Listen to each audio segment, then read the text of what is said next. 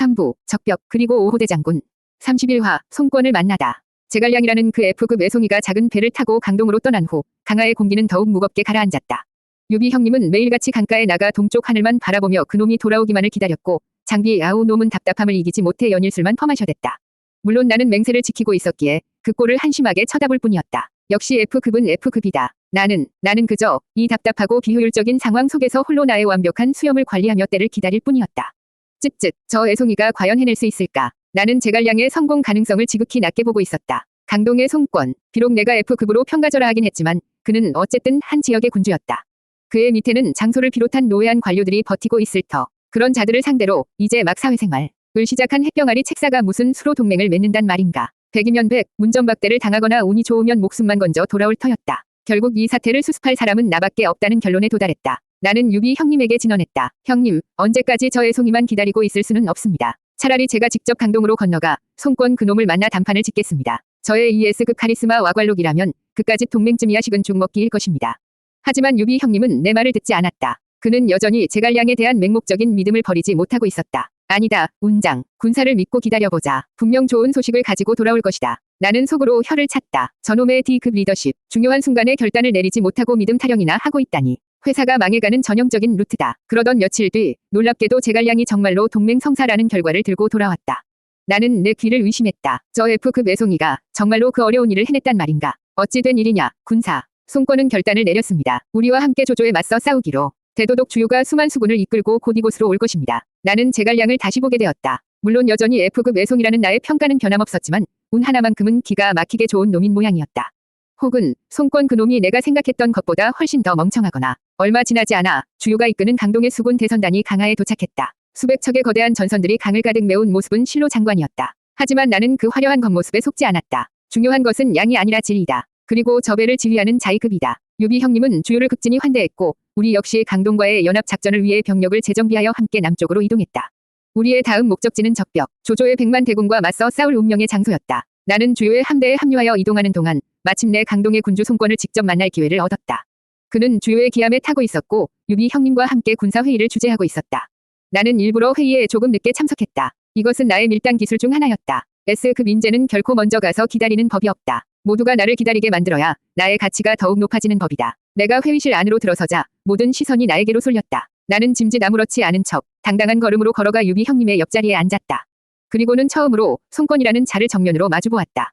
나는 나도 모르게 헛웃음을 터뜨릴 뻔했다. 내가 F급으로 평가했던 것보다 훨씬 더 심각했다. 저게 정령 한 나라의 군주란 말인가. 나이는 이제 겨우 20대 후반이나 되었을까. 너무 젊었다. 애송이다. 경험 부족. 불합격. 얼굴은 반반하게 생겼지만 어딘가 모르게 뗀 티를 벗지 못했다. 카리스마 부족. 불합격. 그리고 무엇보다 저 해괴망측한 외모. 머리카락은 붉은 빛을 띠었고 수염은 보랏빛이었다. 세상 천지에 저런 해괴한 몰골이 어디 있단 말인가. 딱 봐도 근본 없이 제멋대로 자란 날라리 위상이었다. 나 때는 말이야. 저런 머리 색깔은 상상도 못했다. 두발 규정 위반. 염색 금지. 최종 평가 F등급. 측정 불가 폐급. 나는 단번에 결론을 내렸다. 저런 놈이 어떻게 강동을 다스리고 있단 말인가. 순전히 아비와 형을 잘 만난 덕이지. 운 하나는 기가 막히게 좋은 놈이다. 하지만 운만으로는 이 난세를 헤쳐나갈 수 없다. 저놈은 조만간 큰 코 다칠 게 뻔했다. 송권은 나를 보고는 자리에서 일어나 정중하게 인사를 건넸다. 관 장군님의 높은 명성은 익히 들었습니다. 이렇게 직접 뵙게 되어 영광입니다. 나는 말 위에서 내리지 않은 채, 아니 의자에 앉은 채로 거만하게 고개만 까딱했다. 저런 F급 애송이에게 허리를 굽힐 필요는 없었다. 나의 S급 가오가 허락하지 않았다. 나는 헛기침을 한 번 하고는 그를 위아래로 훑어보았다. 자네가 강동의 주인이란 말이지. 내 무례한 말투에 주변의 강동 장수들의 얼굴이 굳어지는 것이 보였지만 나는 개의치 않았다. 나는 지금 저 애송이의 길을 확실하게 꺾어놓아야만 했다. 그래야 앞으로의 연합작전에서 우리가 주도권을 잡을 수 있을 터였다. 이것은 단순한 무례함이 아니라 고도의 정치적인 계산이었다. 물론 그냥 마음에 안 들어서 그런 것도 있었다. 송권은 잠시 당황한 듯했지만 이내 평정을 되찾고 온화하게 미소 지었다. 그렇습니다, 장군. 부디 편히 말씀하십시오. 저놈 봐라. 낯짝 한번 두껍군. 나는 속으로 혀를 찼다. 저런 능구렁이 같은 면모가 있었기에 그나마 저 자리까지 올라간 모양이다. 하지만 내 눈은 속일 수 없지. 저놈은 절대 큰 인물이 될 수 없다. 관상이 그렇다. 나는 더 이상 그와 말을 섞을 가치를 느끼지 못하고 옆에 앉은 주유를 향해 고개를 돌렸다. 저 반반하게 생긴 놈은 또 어떤 위인이려나. 32화, 주유를 만나다, 헤이트. 송권이라는 F급 애송이에 대한 실망감을 뒤로하고 나는 마침내 이번 연합군의 실질적인 총사령관이라 할 수 있는 대도독 주유를 마주 보았다. 그는 송권의 옆자리에 앉아 조금 전부터 나를 흥미롭다는 듯한 눈으로 관찰하고 있었다. 나는 그의 얼굴을 보자마자 또다시 깊은 한숨을 내쉬어야만 했다. 아, 이놈도 틀렸군. 내 아내 김 부장이 이번에는 실망이 아닌 혐오에 가까운 감정을 드러내고 있었다. 주유, 그는 소문대로였다. 아니, 소문 이상이었다. 그는 내가 평생 본 그 어떤 사내보다도 아름다웠다. 희고 고운 피부, 뚜렷한 이목구비, 그리고 온화하면서도 자신감 넘치는 미소. 그는 무장이라기보다는 마치 화려한 연회장에 막 도착한 귀공자 같았다. 게다가 그에게서는 은은한 향내까지 풍기는 듯했다. 불합격, F등급. 나의 평가는 즉각적이고 단호했다. 이유는 단 하나, 너무 잘생겼기 때문이다. 나 김 부장은 평생을 저렇게 반반하게 생긴 놈들을 경멸하며 살아왔다. 저런 놈들은 딱 봐도 실속이 없다. 얼굴값 하느라 내실을 다지지 못하고 주변의 칭찬에 취해 현실 감각을 잃어버리는 법이다. 게다가 저런 아이돌 상은 꼭 여자 문제나 돈 문제로 사고를 치기 마련이다. 조직의 암적인 존재들이다. 라떼는 말이야. 저런 놈들은 얼굴만 믿고 뺀질거리다가 결국 지방으로 좌천되거나 명예퇴직을 당했다. 나는 주유를 쳐다보지도 않고 팔짱을 낀 채 창밖을 바라보았다. 저런 계집애 같은 놈과 같은 공간에 있다는 것 자체가 불쾌했다. 주유는 그런 나의 무례함에도 아랑곳하지 않고 부드러운 목소리로 먼저 말을 걸어왔다. 관 장군님의 무용은 천하가 다 아는 바입니다. 이번에 장군과 함께 싸우게 되어 저 주유는 천군만마를 얻은 듯 든든합니다. 나는 그의 아첨에 코웃음도 나오지 않았다. 낯장만 두꺼운 게 아니라 혓바닥도 능구렁이 같군. 나는 퉁명스럽게 대답했다. 나는 싸우러 왔을 뿐이요. 그대의 칭찬 따위는 필요 없소. 내 쌀쌀맞은 대답에 주유의 미간이 아주 살짝, 정말 알아채기 힘들 정도로 미세하게 찌푸려졌다. 하지만 그는 이내 다시 그 완벽한 미소를 지으며 말을 이었다. 하하, 과연 장군다운 기백이십니다. 좋습니다. 그렇다면 바로 본론으로 들어가지요. 지금 조조의 군대는 100만이라 하나, 실상은. 그는 조조 군의 약점과 이번 전투의 전략에 대해 유창하게 설명하기 시작했다. 그의 분석은 날카로웠고 그의 전략은 대담했다. 하지만 나는 그의 말을 한 귀로 듣고 한 귀로 흘려버렸다. 어차피 저놈은 실전 경험도 없는 책상물림일 뿐이야. 저런 번지르르한 계획이 실제 전쟁터에서 먹힐 리가 없지. 전쟁은 말이야. 저런 도상훈련이 아니라 직접 피를 묻혀봐야 아는 거라고. 나는 그의 모든 전략을 속으로 무시하고 폄하했다. 그가 화공을 제안했을 때도 나는 속으로 비웃었다. 불장난, 애들 소꿉놀이 하나. 저러다 바람 방향이라도 바뀌면 어쩌려고. 위험 관리 능력이 제로군. 그가 면왕계를 이용하여 조조의 배들을 묶어야 한다고 주장했을 때도 나는 고개를 저었다. 쯧쯧, 잔머리만 굴리는군. 정정당당하게 힘으로 맞서 싸울 생각은 안 하고 역시 생긴 대로 노는군. 회의 내내 나는 단 한마디도 하지 않았다. 나는 그저 팔짱을 낀 채 지루하다는 표정으로 창밖만 바라볼 뿐이었다. 내가 보기에 이 회의는 시간 낭비였다. 어차피 저 F급 애송이 군주와 저 F급 아이돌 대도독이 짜는 작전 따위가 성공할 리 만무했다. 결국엔 나 같은 S급 인재가 직접 나서서 모든 것을 해결해야 할 터였다. 회의가 끝나고 나는 유비 형님과 함께 막사를 나섰다. 유비 형님은 주요의 지략에 감탄하며 연신 칭찬을 늘어놓았지만 나는 그에게 찬물을 끼얹었다. 형님, 정신 차리십시오. 저놈은 그저 말만 번지르르한 애송이일 뿐입니다. 저런 자를 믿고 우리 목숨을 맡길 수는 없습니다. 이번 싸움은 제가 직접 지휘해야 할 것 같습니다. 내 말에 유비 형님은 곤란한 표정을 지었지만 차마 반박하지는 못했다. 그는 아마 속으로 또 시작이군. 저놈의 꼰대질이라고 생각했을지도 모른다. 나는 굳은 결심을 하고 나의 막사로 돌아왔다. 그래, 저 F급 애송이들에게만 맡겨둘 수는 없다. 내가 직접 나서서 이 전쟁을 승리로 이끌어야만 한다. 나의 S급 직감과 풍부한 경험, 황건적 토벌 경험뿐이지만 을 바탕으로 나만의 전략을 세워야겠다. 나는 붓을 들어 죽간 위에 나의 진짜 작전 계획을 써내려가기 시작했다. 그 계획의 첫 줄은 이러했다. 1. 저 반반한 놈, 주요, 의말을 절대 듣지 않는다. 3부, 적벽, 그리고 5호대 장군. 33화, 노숙을 만나다, 디즈데인. 송권 그 F급 애송이와의 첫 대면은 실망 그 자체였고 주유라는 저 F급 아이돌과의 회의는 불쾌함만을 남겼다. 나는 강동과의 동맹이라는 것이 얼마나 허술하고 불안정한 기반 위에 서 있는지를 뼈저리게 깨달았다. 리더는 근본 없는 날라리요. 총사령관은 얼굴만 반반한 뺀질이라니. 이런 오합지졸들과 함께 조조라는 거대한 괴물을 상대해야 한다니 앞날이 캄캄했다. 내가 왜 여기서 이 짓을 하고 있나. 나는 내 막사로 돌아와 묵직한 청룡도를 내려놓으며 깊은 한숨을 내쉬었다. 차라리 조조 밑에 있었더라면 비록 F급 간웅일지언정 적어도 일 하나는 확실하게 하는 놈이었는데. 이곳은 뭐랄까 체계도 없고 기강도 없고 그저 침묵질로 굴러가는 동아리 수준이었다. 라떼는 말이야. 저런 조직은 한 달도 못 버티고 망했다. 나는 답답한 마음에 갑옷을 벗고 마당으로 나섰다. 시원한 강바람이라도 쐬면 좀 나아질까 싶었다. 그때였다. 저 멀리서 한 사내가 나를 향해 다가오고 있었다. 그는 송권이나 주요와는 달리 평범하고 수수한 옷차림이었다. 얼굴에는 언제나 사람 좋은 웃음이 걸려 있었고 걸음걸이마저 어딘가 어수룩해 보였다.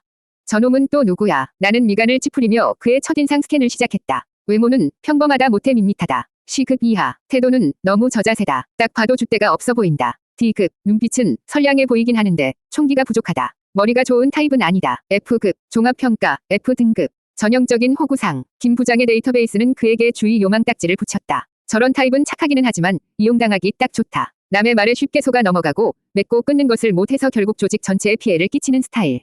라떼는 말이야. 저런 사람 좋은 팀장 밑에 있으면 부하 직원들만 죽어났다.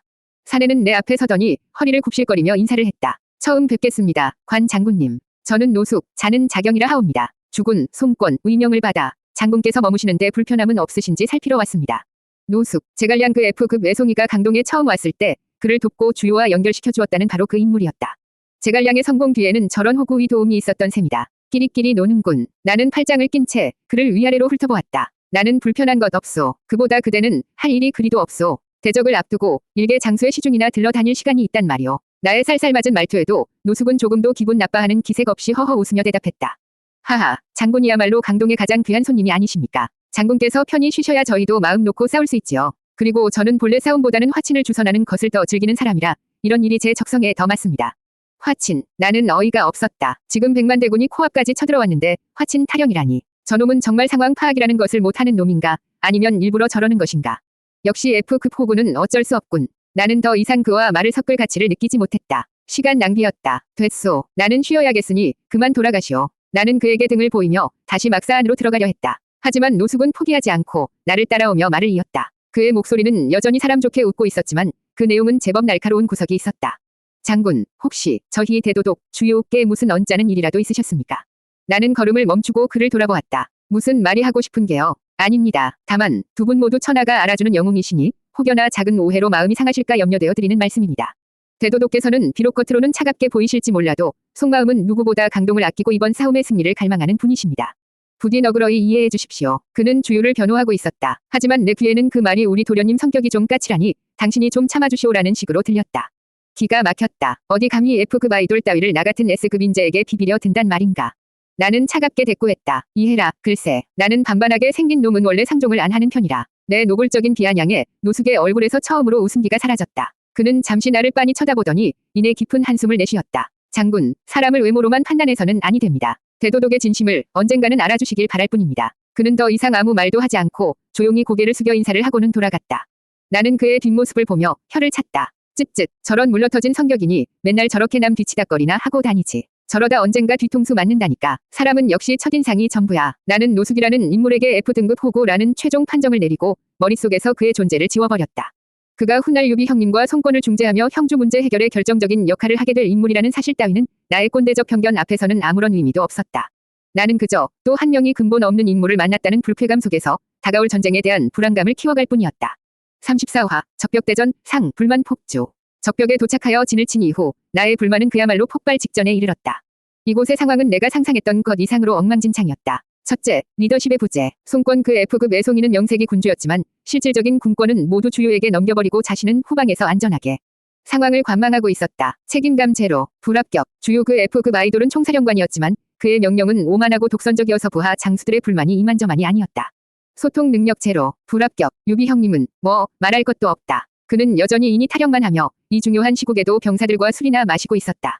D급 리더의 한계다. 이런 오합지졸들을 데리고 대체 어떻게 조조의 100만 대군을 막는단 말인가. 나는 매일 밤 잠을 이루지 못하고 홀로 막사 안을 서성였다. 둘째, 비효율적인 전략회의. 주요와 제갈량은 거의 매일같이 머리를 맞대고 작전을 논의했다. 하지만 내가 보기엔 그저 애송이와 뺀질이 가모여 앉아 현실성 없는 탑상공론만 벌이는 것으로밖에 보이지 않았다.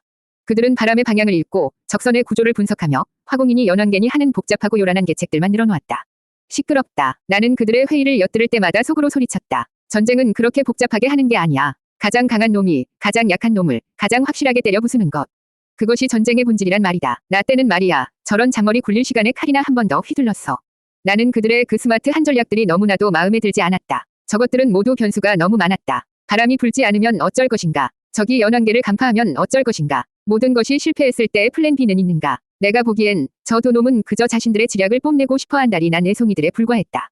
셋째, 나의 역할 부재. 가장 참을 수 없는 것은 바로 이것이었다. 나는 이 연합군 최고의 S급 에이스였다. 화웅의 목을 베고 알량과 문추를 단칼에 쓰러뜨린 천하의 군신이었다. 당연히 이번 전쟁에서도 내가 선봉에 서서 적진을 유린하고 조조의 목을 베어야 마땅했다. 하지만 주요 그 F급 아이돌 놈은 나에게 아무런 중책도 맡기지 않았다. 그는 나를 그저 객장 취급하며 후방에 배치하여 예비 병력이나 관리하라는 한직을 던져주었을 뿐이었다. 이것은 명백한 모욕이자 S급 인재에 대한 심각한 자원 낭비였다. 아니, 저 반반하게 생긴 놈이 지금 나를 뭘로 보고. 나는 유비 형님에게 달려가 불만을 터뜨렸다. 형님, 저 주유라는 놈이 저를 완전히 무시하고 있습니다. 제가 어찌 후방에서 먼지만 뒤집어 쓰고 있단 말입니까? 당장 저에게 선봉을 맡겨주십시오. 제가 조조 놈의 목을 베어 오겠습니다. 하지만 유비 형님은 나를 달랠 뿐이었다. 진정하거라, 운장. 지금은 우리가 강동의 군대에 힘을 보태러 온 입장이 아니냐. 주요 도독의 지휘를 따르는 것이 마땅하다. 그에게도 다 생각이 있을 것이다. 생각, 무슨 생각. 나를 견제하려는 속셈이겠지. 나에게 공을 빼앗길까 봐 두려운 것이겠지. 나는 유비 형님의 그 물러터진 태도에 더욱 화가 치밀었다. 나는 결국 폭발했다. 지들끼리 신났네. 저 애송이, 제갈량랑 저 뺀질이 주요 놈이 작당 모의를 해서 나를 따돌리고 있는 게 분명합니다. 저러다 사고치면 그 수습은 결국 다 우리 같은 경력직들 몫이 될 텐데. 쯧쯧. 나는 회의장을 박차고 나와 버렸다. 더 이상 저들의 소꿉놀이에 어울려줄 마음이 없었다. 나는 내 방식대로 싸울 것이다. 명령 따위는 무시하고 내 S급 직감이 이끄는 대로 움직여 이 전쟁의 진정한 영웅이 될 것이다. 나는 나의 막사로 돌아와 청룡도를 꺼내들었다. 그리고는 밤새도록 칼날을 갈고 또 갈았다. 칼날이 번뜩일 때마다 나는 조조의 목과 함께 주요와 제갈량의 그 오만한 낯짝을 떠올렸다. 두고 보자, 이 애송이 놈들. 누가 진짜 영웅인지를 내 직접 보여주마. 나의 불만은 그렇게 위험한 독단 행동으로 이어질 준비를 하고 있었다. 3부, 적벽, 그리고 오호대 장군. 35화, 적벽대전, 화용도. 결국 전쟁은 저 F급 애송이 군사 제갈량과 F급 아이돌 대도독 주요 놈들의 계획대로 흘러갔다. 나는 여전히 그들의 작전을 불신했지만 어쩔 수 없이 후방에서 상황을 지켜볼 수밖에 없었다.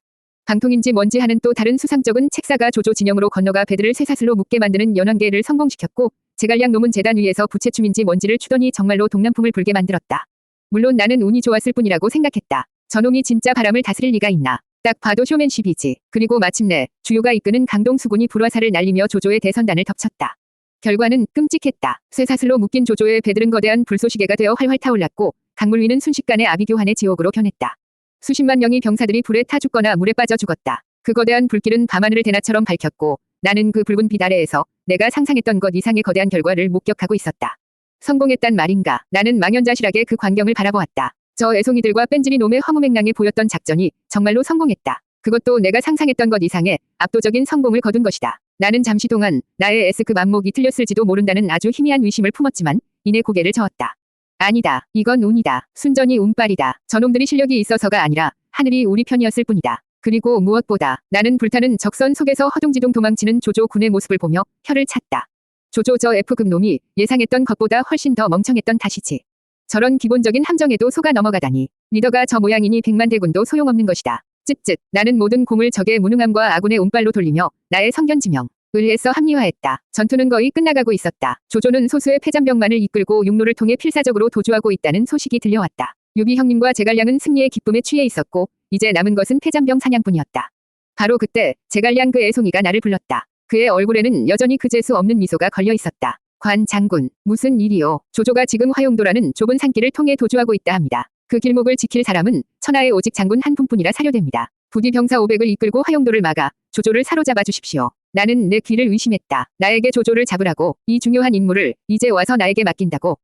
이제야 내 실력을 인정하는군. 나는 속으로 으슥했지만 동시에 그의 의도가 의심스러웠다. 왜 하필 나에게 이 임무를 맡기는 것인가? 혹시 내가 조조와 내통할 것이라 의심하고 나를 시험하려는 속셈은 아닌가? 아니면 조조를 잡는 가장 큰 공을 나에게 넘겨줌으로써 나를 자신의 편으로 만들려는 고도의 정치적인 계산인가? 어린 놈이 잔머리만 굴리는군. 나는 그의 속내를 꿰뚫어 본 듯한 표정을 지으며 물론 내 착각이었지만 짐짓 엄숙하게 대답했다. 군사의 명이라면 마땅히 따라야지요. 허나 군사께서는 어찌하여 그 중요한 임무를 저에게 맡기시는 것입니까? 제가 조조에게 은혜를 입은 몸이라는 것을 모르시는 바 아닐 텐데요. 이것은 나의 마지막 가오였다. 나는 당신의 의도를 이미 알고 있다는 듯이 떠보는 것. 제갈량은 내 말에 조금도 당황하지 않고 여전히 미소를 지으며 대답했다. 제가 밤사이에 점을 쳐보니 조조는 아직 죽을 운명이 아니라고 나왔습니다. 그리고 그를 살려보낼 사람은 오직 관 장군뿐이라고 하늘이 말해주더군요. 이것은 장군의 충의를 시험하려는 것이 아니라 하늘의 뜻을 따르는 것일 뿐입니다. 하늘의 뜻. 나는 기가 막혀 헛웃음이 나왔다. 저놈은 이제 점쟁이 노릇까지 하는군. 가지가지 한다. 하지만 그의 말은 나에게 좋은 핑곗거리를 제공해 주었다. 하늘의 뜻이라니 이 얼마나 편리하고 책임 회피하기 좋은 명분인가. 나는 못 이기는 첫 고개를 끄덕였다. 알겠소. 군사의 뜻이 정녕 그러하시다면 따르겠소. 나는 병사 500을 이끌고 화용도로 향했다. 좁고 험한 산길이었다. 나는 길목 가장 좁은 곳에 병사들을 매복시키고 홀로 바위 위에 앉아 조조가 오기를 기다렸다. 머릿속이 복잡했다. 조조. 그는 비록 F급 간웅이었지만 나에게는 은인이었다. 그는 나라는 S급 인재의 가치를 알아보고 적토마와 높은 자귀까지 내려주며 극진히 대우해주었다. 급이 플러스 급대우는 결코 잊을 수 없는 것이었다. 받은 만큼 돌려주는 것. 이것이 바로 김 부장이 평생을 지켜온 신념이자 근본 있는 사람의 도리였다. 얼마 지나지 않아 저 멀리서 초라한 행렬이 다가오는 것이 보였다. 갑옷은 불에 그슬렸고 얼굴은 잿더미로 뒤덮인 패잔병들. 그리고 그들의 가장 앞에서 금방이라도 쓰러질 듯 위태롭게 말을 타고 있는 사내. 조조였다. 그는 나를 발견하고는 말 위에서 굴러떨어질 듯이 놀랐다. 그의 얼굴에는 죽음의 공포가 떠올라 있었다. 그는 내 앞에 다가와 말에서 내리더니 땅바닥에 엎드려 애원하기 시작했다. 관공, 제발 목숨만은 살려주시게. 과거 내가 그대에게 베풀었던 은혜를 생각해서라도. 나는 말없이 그를 내려다보았다. 한때 천하를 호령하던 패자의 비참한 모습. 나는 통쾌함을 느껴야 마땅했지만 이상하게도 그런 마음이 들지 않았다. 오히려 씁쓸함과 함께 묘한 연민마저 느껴졌다. 쯧쯧, 저놈 꼴 좀 보게. 아무리 F급이라지만 저렇게까지 망가지다니. 나는 속으로 혀를 찼다. 그리고 결심했다. 그래, 이번 한 번만 눈 감아주자. 이것으로 과거의 은혜는 갚는 것이다. S급 인재는 이 정도의 아량은 베풀 줄 알아야지. 그리고 저 F급 외송이 군사 놈에게도 보여줘야겠다. 나는 내 놈의 손바닥 위에서 놀아나는 장기말이 아니라는 것을. 나는 청룡도를 땅에 비스듬히 세우고 길을 비켜주었다. 가시오. 조조는 내 눈치를 살피며 믿을 수 없다는 표정으로 비틀거리며 일어섰다. 그는 몇 번이고 나에게 고개를 숙여 감사를 표하고는 남은 부하들을 이끌고 황급히 그 자리를 떠났다. 나는 그들이 완전히 사라질 때까지 그 자리에 못 박힌 듯 서 있었다. 내가 방금 무슨 짓을 한 것인지 나 자신도 잘 알 수 없었다. 그것은 위리였을까? 아니면 변덕이었을까? 혹은 제갈량 그 애송이에 대한 반항심이었을까? 나는 그저 이 모든 복잡한 상황이 짜증스럽고 피곤하게만 느껴졌다. 나는 피 묻은 청룡도를 어깨에 둘러매고 나의 병사들에게 철수를 명령했다. 돌아가면 저 F급 애송이 군사에게 뭐라고 변명을 해야 할지 벌써부터 머리가 아파왔다. 36화 형주 사군 정벌. 적벽대전은 우리의 압도적인 승리로 끝났다. 조조는 허도로 도망쳤고 그의 100만 대군은 장강의 물고기 밥이 되었다. 하지만 전쟁은 아직 끝나지 않았다. 조조가 남겨놓고 간 형주 땅을 차지하기 위한 우리와 송권 사이의 새로운 경쟁이 시작된 것이다. 주요 그 F급 아이돌 놈은 조조의 핵심 장수조인이 지키는 남군성을 공략하는 데 혈안이 되어 있었고 그 틈을 타 제갈량 그 F급 애송이는 유비 형님에게 형주 남쪽의 4개 군현, 장사, 계양, 무릉, 영릉을 먼저 차지해야 한다고 속삭였다. 또 잔머리 굴리는군. 나는 그들의 그 어부지리 전략이 영 마음에 들지 않았지만 어쩔 수 없었다. 일단 땅을 확보하는 것이 중요했으니까. 나는 유비 형님의 명에 따라 좋은 여전히 비급 따까리과 함께 군사를 나누어 형주 남부 정벌에 나섰다.